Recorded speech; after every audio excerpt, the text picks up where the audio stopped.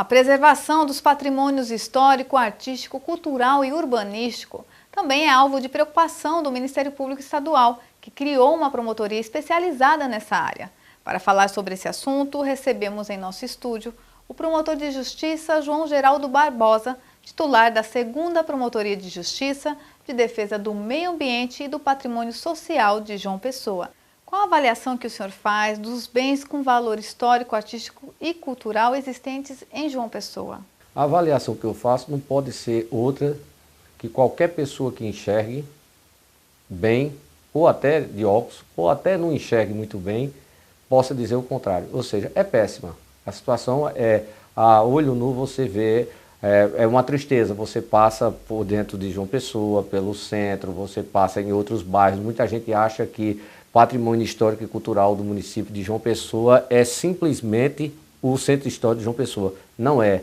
Existe uma série de outros integrantes do patrimônio que deveriam estar sendo alvo de melhor proteção, e por isso que nós entramos com a ação civil pública exigindo que fosse feito o inventário de todos os bens que integram o patrimônio histórico, artístico, cultural e documental de João Pessoa.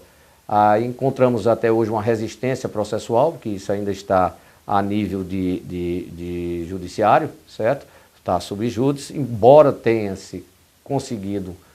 conseguido uma liminar, aliás, uma antecipação de tutela, no sentido de determinando o Estado e o município e o IFAEP a fazer esse inventário, mas Estado e IFAEP renitentemente e relutantemente agravaram da decisão e a matéria ainda está sob júdice.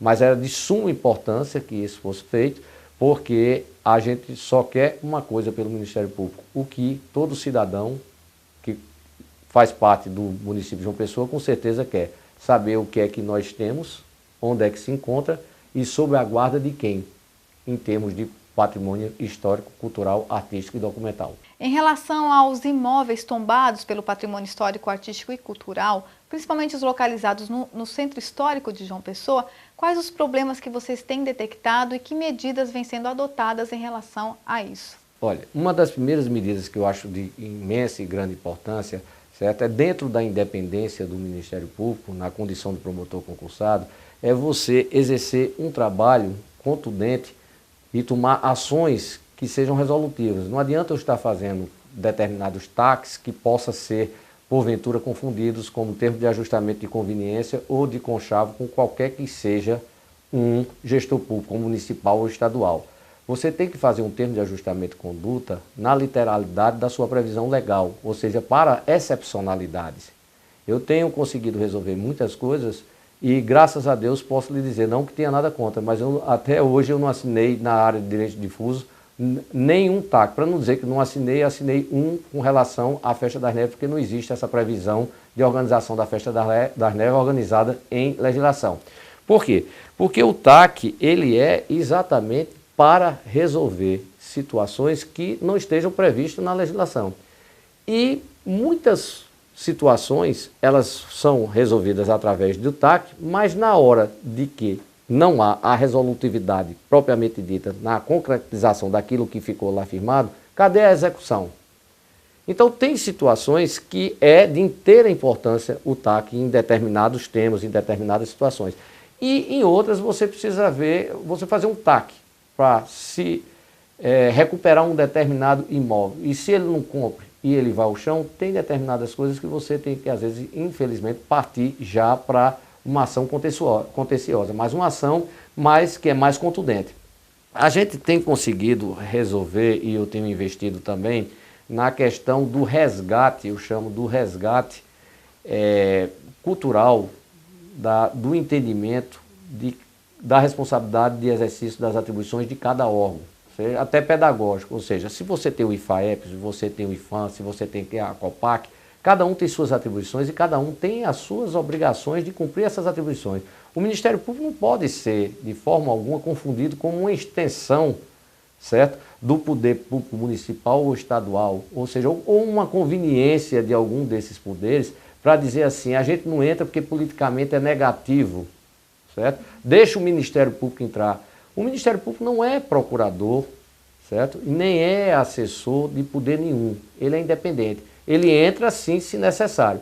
Agora, dentro desse entendimento é que eu já chamei o chefe da Procuradoria do município, certo? Nunca recebi a visita do chefe da Procuradoria do Estado, lamentavelmente, mas cada um leva o exercício das suas atribuições na medida em que entende qual é a sua responsabilidade, mas faço até um elogio até aqui ao chefe da Procuradoria do município, que nos procurou, certo? Nos fez uma visita de cortesia e nós tivemos a oportunidade de trocar ideia e até de concordar que realmente a postura que eu estava tendo era correta. Se o município tem uma procuradoria e o Estado tem uma procuradoria, a procuradoria é que represente e promova os seus interesses.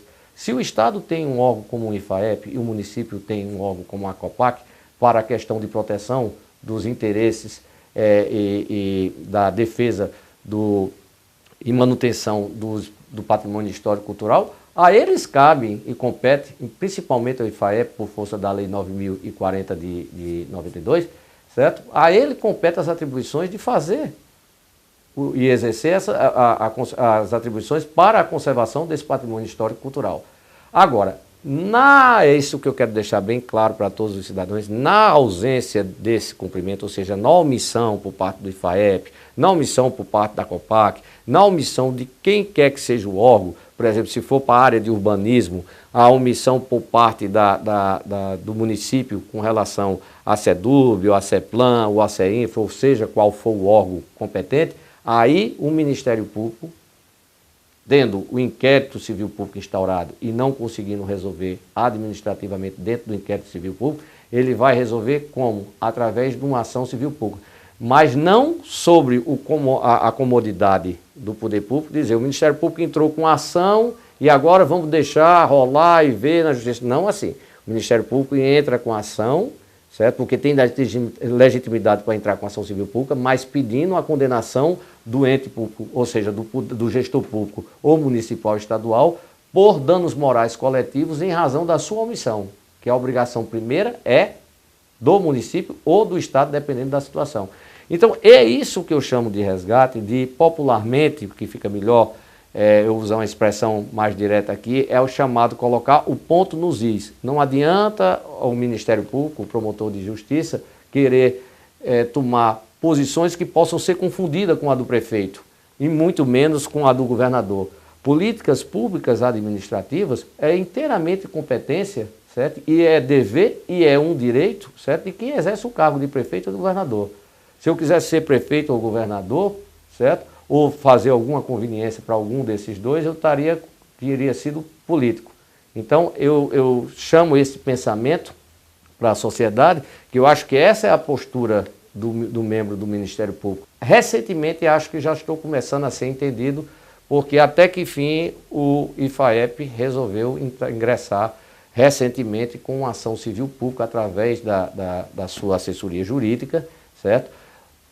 Contra o próprio proprietário particular, que é uma construtora aqui de João Pessoa, e assim se verifica que o que eu venho argumentando eu não estava errado. E acho que se a partir daí continuar, certo? O Ministério Público tem muito mais tempo para fazer as suas outras atribuições do que atribuições do gestor público municipal ou do gestor público estadual.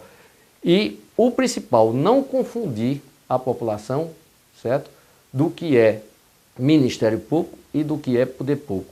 Em relação ao patrimônio urbanístico, qual é a avaliação que o senhor faz da situação das calçadas existentes na capital? Eu tenho a oportunidade de poder dizer que toda a Paraíba é testemunha, aqui principalmente João Pessoa, e eu vou chamar assim, tive a coragem de tocar nessa ferida em pleno concreto.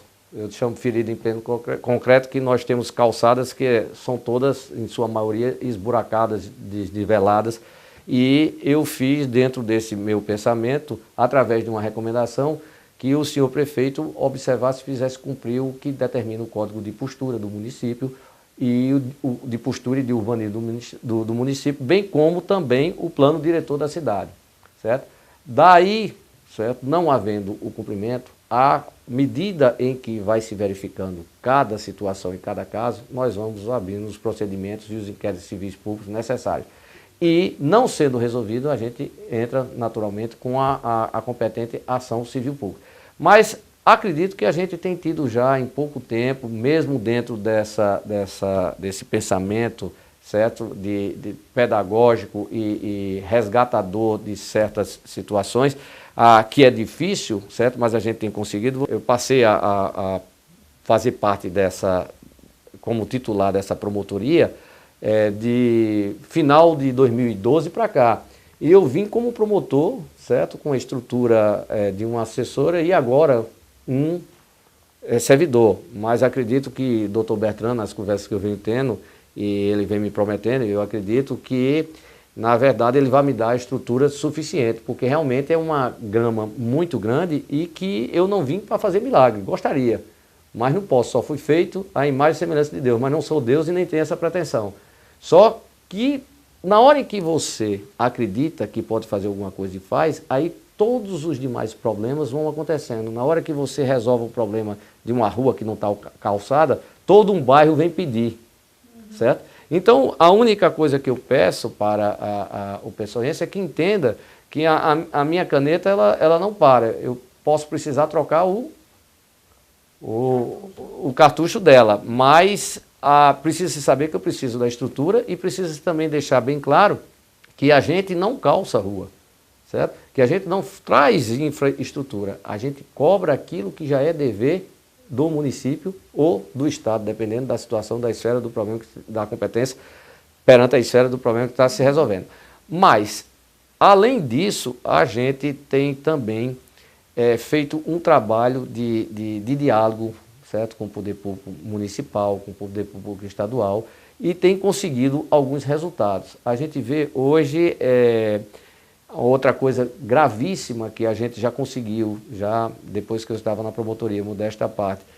Se tem notícia, eu tenho isso por escrito, se tem notícia que a questão de outdoors, a questão dessa propaganda, tudo, não estava devidamente legalizada na prefeitura com relação à questão desses alvarás.